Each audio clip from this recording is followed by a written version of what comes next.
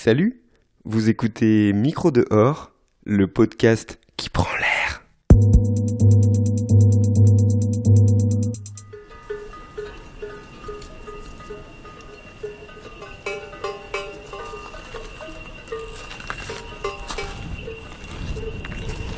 Beaucoup de vent.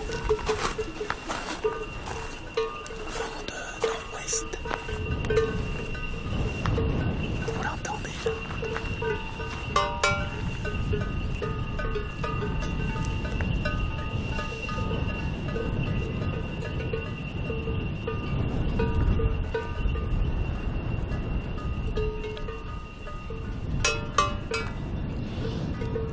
C'est la montagne.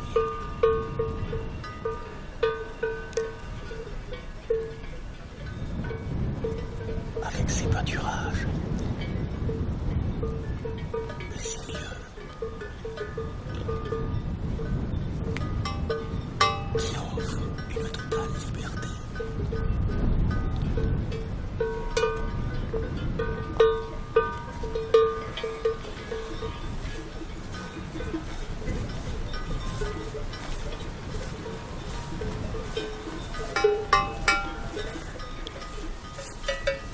Mais moi, ce que j'aime mettre en valeur, c'est justement pas forcément interviewer le berger, interviewer l'éleveur, interviewer le bûcheron.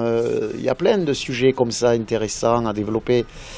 Il y a tellement de personnes qui le font mieux que moi. Hein. Moi, je trouve que je suis un très mauvais reporter journaliste, donc c'est pas mon métier. Par contre, ce qui me semble intéressant, c'est de pouvoir amener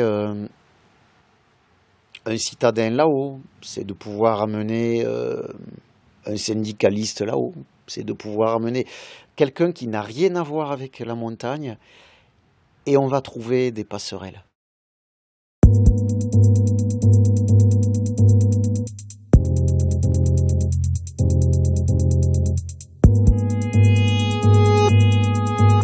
Il m'a fait l'honneur et le grand plaisir de m'inviter chez lui, dans le département de l'Ariège. Patrick Avakian habite au pied de la chaîne des Pyrénées, à côté de Foix, à un peu plus d'1 heure de Toulouse. Son émission hors norme ne ressemble à aucune autre dans le paysage radiophonique. Patrick Avakian est un amoureux de la montagne. Depuis plus de 20 ans, il réalise l'émission H1000 qui est diffusée sur plus d'une vingtaine de radios partout en France. Pour un passionné de radio comme moi, c'est un véritable mentor. Je suis Samuel Retailleau et je suis très heureux de partir en randonnée sonore avec vous et Patrick Avakian pour ce premier épisode de Micro dehors.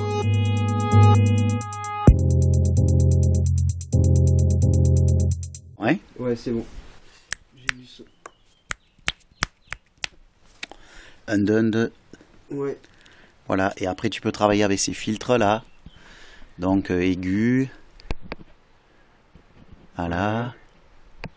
Là, tu baisses les basses. Là, tu coupes tout. Moi, souvent, je mets comme ça.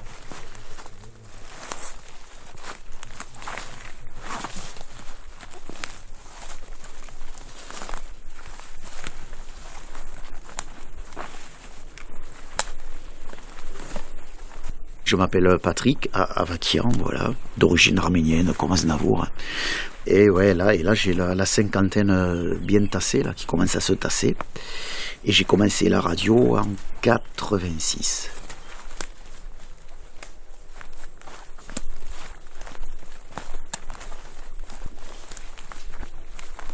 Donc je suis le producteur de l'émission H1000, qui diffusait sur un bon réseau de radios associatives, que je tiens à remercier d'ailleurs.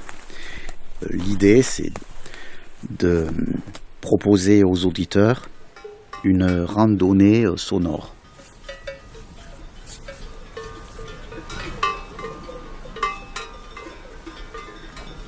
Des chevaux, des sonnailles. Paysage sonore habituel des estés.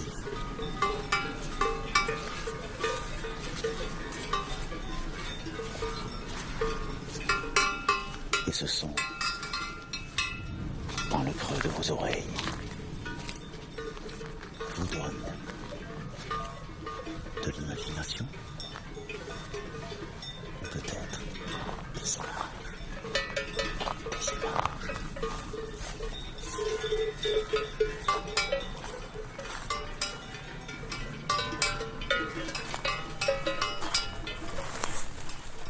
Le but de cette émission, c'est plutôt de la découverte sonore, c'est-à-dire rendre compte du paysage sonore que l'on trouve en montagne, parce que c'est un milieu très riche. Il n'y a pas que les oiseaux et les cascades. Il y a tout plein de choses, les sonnailles, les bruits de neige, des sons parfois insolites. Et donc donner à l'auditeur l'envie de se poser, d'écouter, et de surcroît peut-être aura-t-il envie d'arborer lui-même la montagne ou les paysages que représente notre belle France, parce que c'est quand même un pays qui est très riche au niveau des espaces naturels.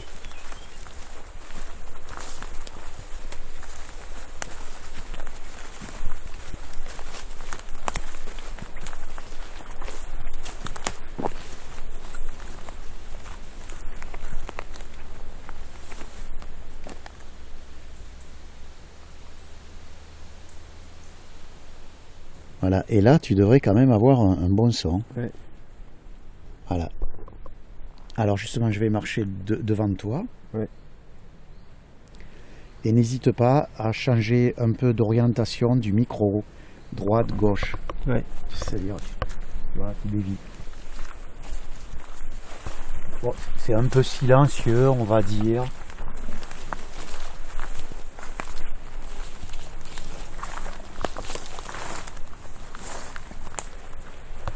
Donc ici on est dans une de nos belles forêts ariégeoises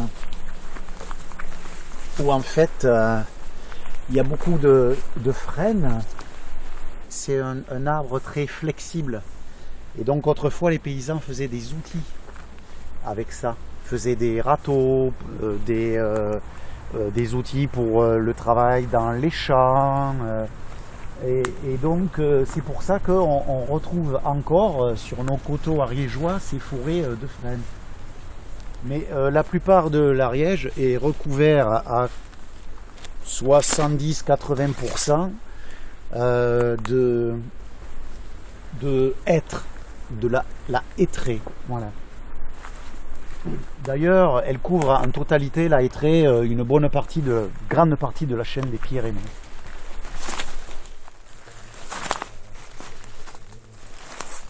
C'est comme Astérix, je suis tombé dedans. Et en fait, quand j'étais jeune, je cherchais du boulot, puis j'ai été sur le massif pyrénéen, du côté de Cauterets.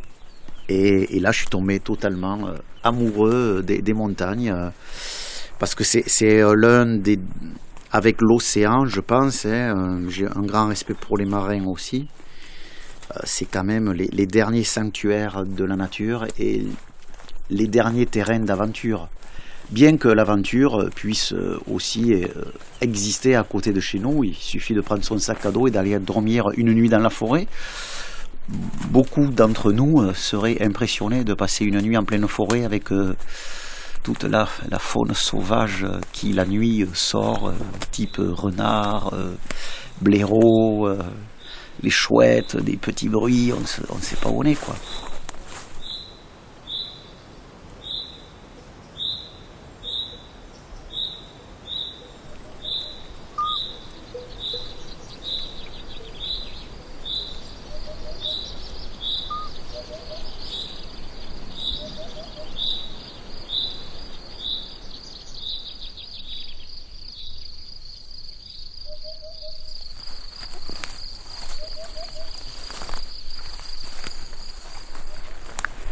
Là, on est donc sur les coteaux de l'Ariège, ce qu'on appelle communément en jargon montagnard, Piémont, le Piémont. Donc c'est ce qu'on appelle aussi l'étage collinaire. C'est-à-dire ce sont des collines. On est entre ici 300 mètres d'altitude et en haut de la colline, ça monte à 600 mètres. L'intérêt, c'est que c'est resté sauvage. C'est-à-dire qu'il y a peu de plaines, d'espaces libres où les gens peuvent cultiver la terre. Et donc c'est resté quasiment à l'état brut. Donc que des forêts, des petits ruisseaux, des petits vallons qu'on appelle ici des talwecs, c'est-à-dire des creux comme des petites gorges qui passent entre deux collines. Et en haut des collines, chaque fois que tu arrives et qu'il fait beau, parce que là il fait particulièrement pourri, tu vois la chaîne des Pyrénées se dévoiler et donc c'est des points de vue merveilleux. Après, autre aspect de ces forêts, c'est vrai qu'elle n'est pas entretenue ici par les troupeaux, donc comme tu peux le voir ou l'entendre, il y a plein de... C'est envahi de ronces, de fougères, un peu de plantes vivaces qui colonisent ces forêts et qui fait que la forêt parfois en souffre puisque ça asphyxie un peu les arbres, les jeunes arbres qui voudraient pousser, sortir. Mais il y a un côté aussi très intéressant, toute proportion gardée, on est dans la petite Amazonie ici.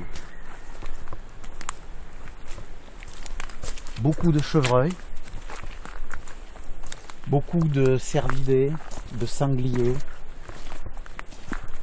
mais quasiment disparition de l'ours. Gros problème ici, les ariégeois n'en veulent pas.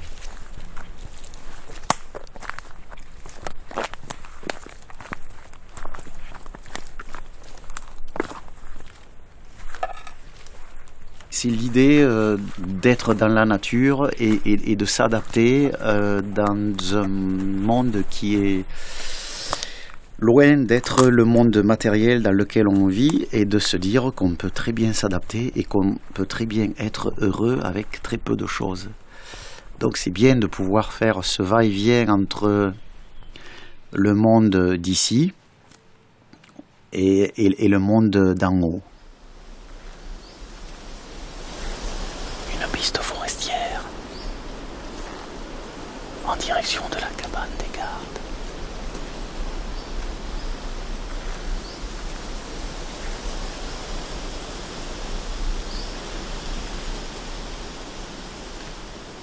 De temps à autre, le vent bruisse.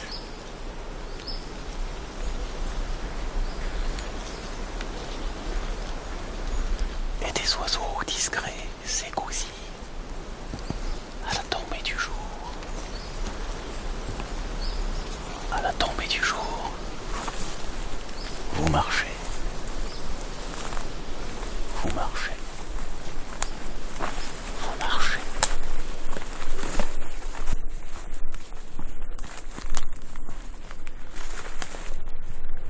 Et donc traditionnellement, en moyenne montagne et de surcroît en haute montagne, ici en Ariège, mais surtout sur toute la chaîne des Pyrénées, la tradition c'est que les cabanes, on offre des abris aux randonneurs, aux promeneurs. Les cabanes initialement donc sont occupées par les bergers, gérées soit par la commune, soit par les bergers, soit aussi parfois par des chasseurs, donc 3 types de cabanes.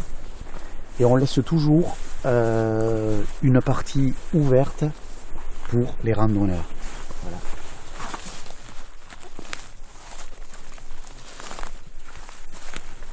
Et puis il y a un rapport au temps. Le temps n'est pas pareil là-haut.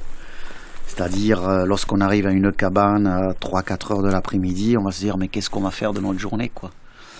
Et en fait, on se rend très vite compte que aller chercher son bois, aller chercher de l'eau, se préparer à manger, tout ça, ça remplit la journée. Ce sont des gestes simples, ancestraux. Et ce qui est très intéressant, c'est que ça effleure quand même notre ego dans le sens où on est content d'avoir fait quelque chose, c'est-à-dire être parvenu déjà à la cabane, faire des choses pour soi. On va pas au supermarché, on n'est pas tributaire de tout ça, on le fait vraiment pour soi-même, on crée des choses soi-même, et puis le lendemain, si on arrive au sommet tout seul par ses propres moyens, ben ça fait quand même du bien au moral, quoi. Tout simplement, ça fait du bien au moral. Donc, tu es arrivé à la cabane des gardes.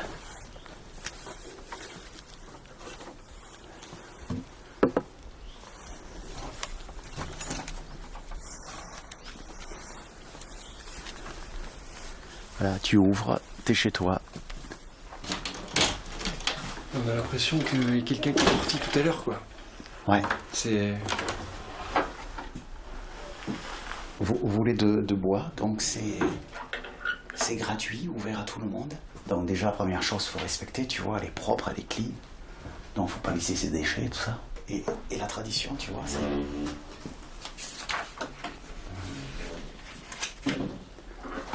Chaque randonneur laisse un petit mot, un petit récit. Alors, des fois, tu as des récits, c'est vraiment très poétique. Hein. Il n'y a pas Cachemire qui est dans la contemplation.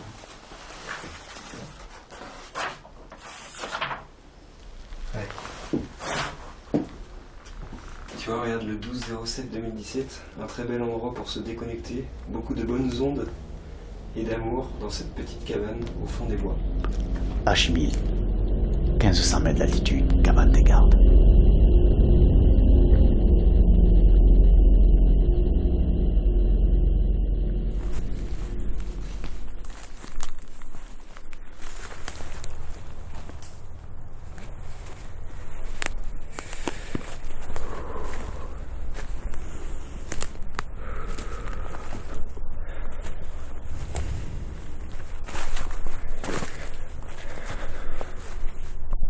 Au début, j'ai abordé la montagne un peu comme tout le monde, un peu un défi personnel.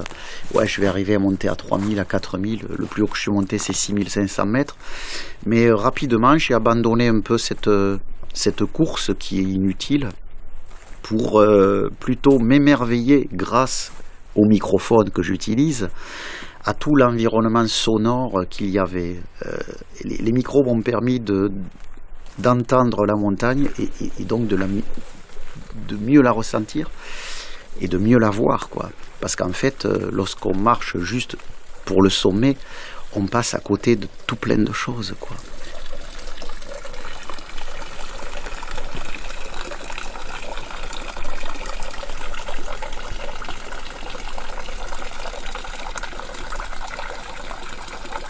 Au début, je prenais des photos. Et puis surtout, quand je rentrais, j'étais totalement jeune, impétueux, donc très contemplatif. Ouais, la montagne, c'est génial, tu peux pas comprendre. Enfin voilà, j'étais un peu dans un truc dogmatique, quoi. La montagne, la vérité absolue et tout. Je pense que ça faisait chier un bon nombre de copains. Et puis surtout, je partais seul. Et être seul en montagne... En plus, à l'époque, il n'y avait pas le portable, mais de toute façon, je pars sans portable non plus, quoi. Ça fait partie du jeu, pour moi. Et c'est important de partir sans rien. Et donc, le fait d'être seul, à un moment donné, c'est pas évident, quoi, de vivre la solitude là-haut. C'est là où il faut démystifier le truc de la contemplation, etc. etc. Donc, ça vous renvoie à vous-même. Et le micro que j'ai eu l'idée de prendre... C'était un peu comme le prolongement de l'autre. C'est-à-dire que je m'adressais au micro comme si quelqu'un à côté de moi m'accompagnait. Ce qui finalement permettait de me sentir en quelque sorte moins seul. Parce que souvent, lorsqu'on est tout seul en montagne, on se parle. Hein.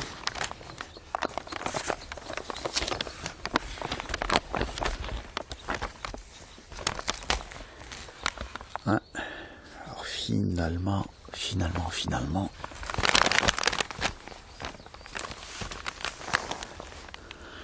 j'ai déplié la carte. Je me dis que pour vos belles oreilles, auditeurs, auditrices, je vais pas continuer sur le versant nord là parce que la neige est pourrie. très verglacé, j'ai pas de crampons. Bref, tout compte en montagne. Le son, la beauté des paysages et surtout, choisir le bon itinéraire pour avoir tous ces ingrédients. Allez.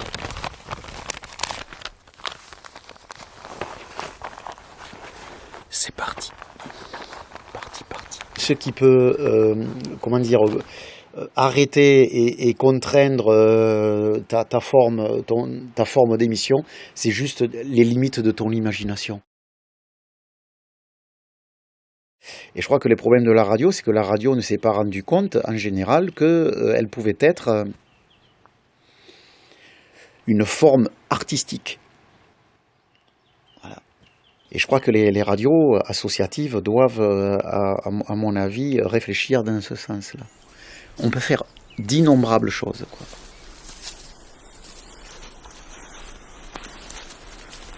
Donc en fait, on pourrait dire que les sons qui traversent le temps sont peut-être les sons les plus beaux, en fait, je ne sais pas si on peut dire les plus beaux. Je pense au son de l'océan, moi. Je pense au son des étoiles, des pulsars, des étoiles rouges qui nous parviennent depuis les confins de l'univers. Et oui, le son des cloches. Et d'ailleurs, j'aime beaucoup en montagne. Nous l'avons entendu en début d'émission, les sons des sonneries. Et j'aime bien aussi ce son-là, tu vois, le craquement des feuilles et du bois sec. Ça croustille.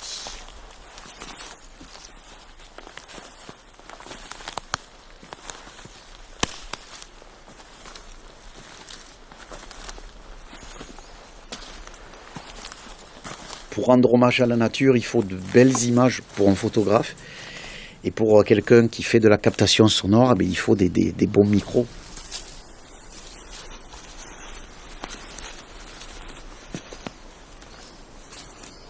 Pour justement mettre à l'avant ce patrimoine. Et peut-être, non pas alerter, mais faire prendre conscience aux auditeurs de la richesse de notre patrimoine environnemental et naturel. Et donc de la nécessité de la protéger, mais sans directement lui dire qu'il faut protéger. C'est lui, s'il est vraiment sensible à ce qu'il écoute, peut-être qu'il va se dire « Mon Dieu !» Et voilà, il faut que chacun chemine, quoi.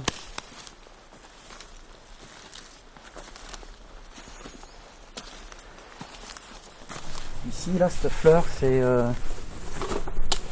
ce qu'on appelle le conopode. Conopode, c'est la noisette des bois. Alors c'est pour ça que les sangliers adorent cette plante. Et ils piétinent, ils retournent la terre pour manger cette noisette des bois, qui est comestible par ailleurs. Donc même nous on peut la manger. Ça, effectivement, ça a une léger goût de noisette, un peu plus amer, il y a un peu d'amertume. C'est très bon, il y a beaucoup de graisse ou d'huile végétale. Donc c'est pour ça que les sangliers s'en nourrissent. Mais ça pose problème parce que des fois ils détruisent tout. En fait, c'est pas qu'il y ait eu trop de sangliers. C'est qu'en fait, il n'y a pas de prédateur naturel, qui était l'ours ou le loup. Donc multiplication des sangliers. Et surtout... je ne peux pas l'affirmer pour ne pas avoir tous les chasseurs contre moi, mais je crois aussi qu'à un moment donné, on a fait beaucoup de lâchers de sangliers, donc un peu dans certaines régions de France, peut-être pas dans toute la France. Et en fait, du fait que les sociétés de chasse ont réalisé ces lâchers, les sangliers se sont multipliés. Qui plus est, plus de prédateurs naturels, donc maintenant les sangliers sont en surnombre. Et donc les chasseurs sont amenés, dit-on, à gérer la population. Mais je pense qu'au départ, les choses ont mal été réalisées, quoi. Je crois qu'on rompt l'équilibre, quoi. On est en train de rompre tout l'équilibre naturel qui s'était instauré depuis des millénaires.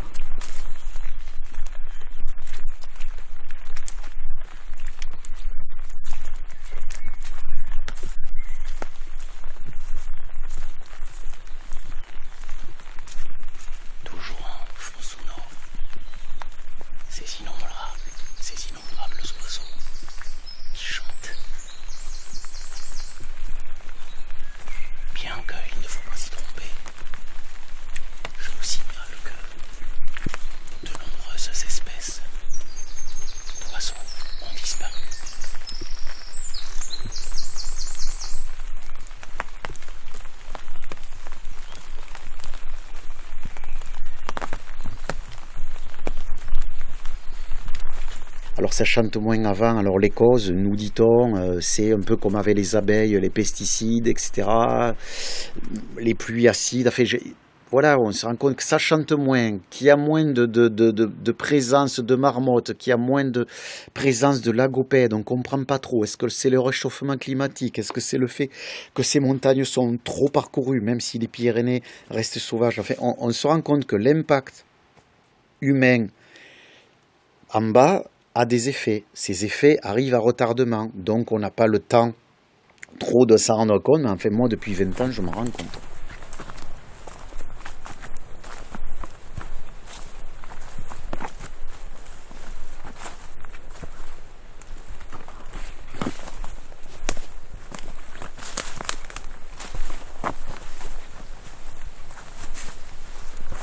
Voilà. Donc là, par exemple, tu veux faire une prise de son, eh bien, il faut se mettre au centre. Et tu as le son à 360 degrés. Ah, ok. Et tu positionnais tes micros en AB. Tu vois, à la limite, micro de ce côté déjà, un micro de ce côté. Le cardioïde va prendre tout ça devant. Et à la limite, s'il y a des insectes, tu déroules un câble de 3 mètres et un câble mono à ras le sol pour les quand il y a les grillons. Je vais prendre un parapluie parce que là, il va y avoir du vent. Pourquoi le champ diffus? Parce que là, tu vois, on n'est pas à l'intérieur de la forêt. Donc tu vois, à la limite, là, on est un peu plus couvert.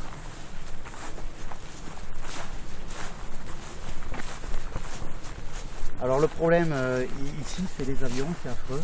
On est sur des couloirs aériens, hein. Toulouse, Barcelone, Madrid, machin, tout ça. Donc c'est insupportable, quoi. Voilà, là tu peux avoir le champ diffus un peu.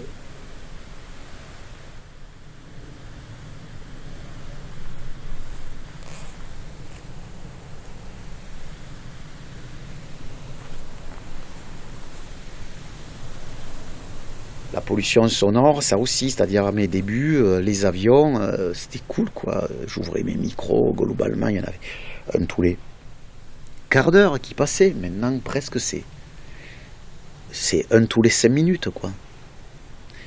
Donc c'est ça qui est très compliqué. D'un côté, les pouvoirs publics vont nous dire, oui, faites votre tri sélectif, arrêtez le diesel, faites ci, faites ça. Puis de l'autre côté, on développe à outrance le trafic aérien pour que les gens voyagent et aillent passer pour 300 € une semaine en Tunisie en disant ça c'est du voyage. Non, ça c'est de la consommation de masse.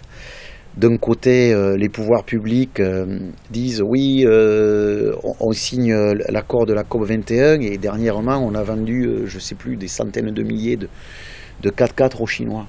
Bon, super quoi.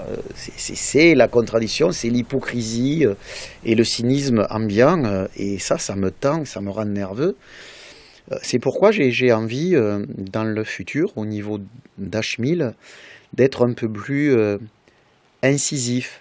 Le problème, c'est que c'est pas évident lorsqu'on est dans une forêt au calme, avec une petite source qui passe, un oiseau, de dire ouais, mais vous savez, l'État français se fout de nos gueules. Enfin voilà, tu vois, c'est pas le propos est pas opportun à ce moment-là. Il est plus opportun lorsque là tu m'interviews en pleine montagne, quoi. Bon, voilà, quoi, tu vois. À un moment donné, on a envie de non pas de laisser rêver les gens, mais on a envie de dire bon, allez, stop, quoi. On va pas toujours ramener les gens. Ouais, ben ça va disparaître. Vous êtes fautifs. C'est bon, quoi. Voilà, quoi. Je pense qu'il faudrait peut-être moins de morale et plus d'action. Ouais.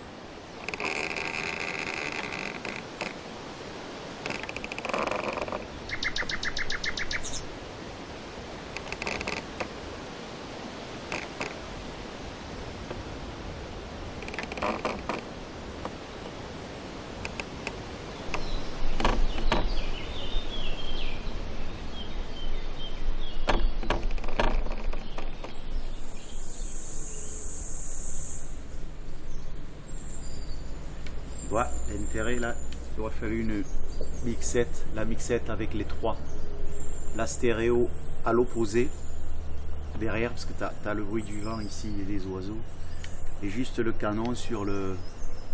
Ouais. Mais bon, c'est bien, c'est dommage qu'en bas... Pour terminer, il y a aussi le fait que je crois qu'on est envahi par un flot de bruit continu, par un flot d'images continu, et on ne prend plus le temps de s'asseoir, d'écouter ou de regarder. On ne prend plus le temps. Tout est organisé aujourd'hui dans l'immédiateté, on prend plus le temps. Donc c'est aussi d'amener l'auditeur à peut-être une forme d'éducation, si je peux m'exprimer ainsi, d'éducation au son, d'éducation à prendre le temps. Voilà. On le voit très bien, par exemple, dans les productions cinématographiques. Aujourd'hui, comment ils appellent ça? Les blockbusters, un truc comme ça, là, ouais. Faut que ça bouge, faut qu'à 5 minutes, c'est une explosion. Le mec, il se fait déchirer au sabre, je sais pas quoi, exploser. Et allez, bon. Et à côté, tu vas mettre un film d'auteur, quoi. Le mec, il va se faire chier, il va dire, ça bouge pas, mais c'est pas du cinéma, quoi. Voilà, on est dans ce truc-là. Mais c'est vrai qu'il faut trouver le juste milieu. Donc j'essaie quand même de rendre l'émission aussi accessible. Je veux pas faire non plus de la création sonore. Je reste entre le reportage et la captation sonore. Je dirais même pas la création sonore.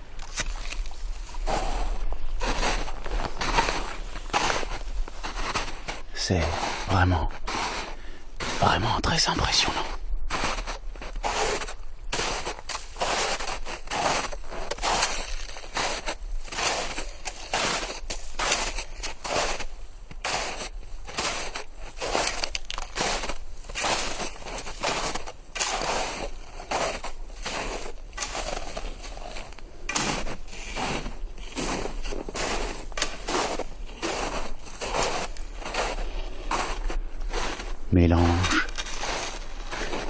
Mélange de neige, de glace.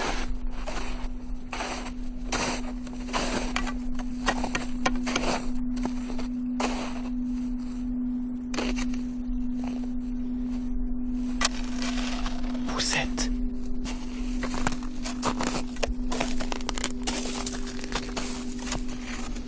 au cœur de l'hiver.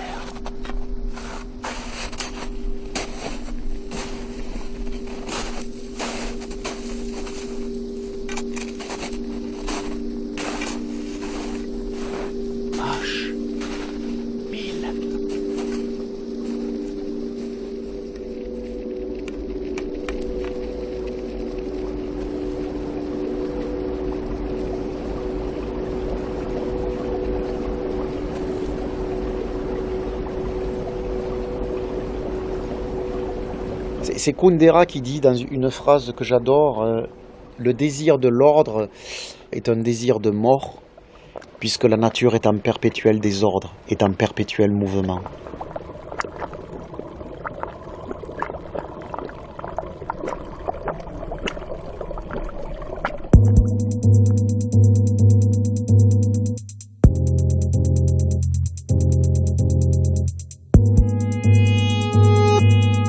Merci à Patrick Avakian de m'avoir reçu chez lui pour découvrir son univers. Merci à vous d'avoir écouté. Pour en savoir plus, suivez Micro dehors sur Twitter, Facebook et Instagram. Si cet épisode vous a plu, parlez-en autour de vous, partagez, mettez 5 étoiles sur Apple Podcast et ailleurs. Chaque mois, je vous propose d'aller à la rencontre de femmes et d'hommes dans leur environnement sonore. Alors, à bientôt!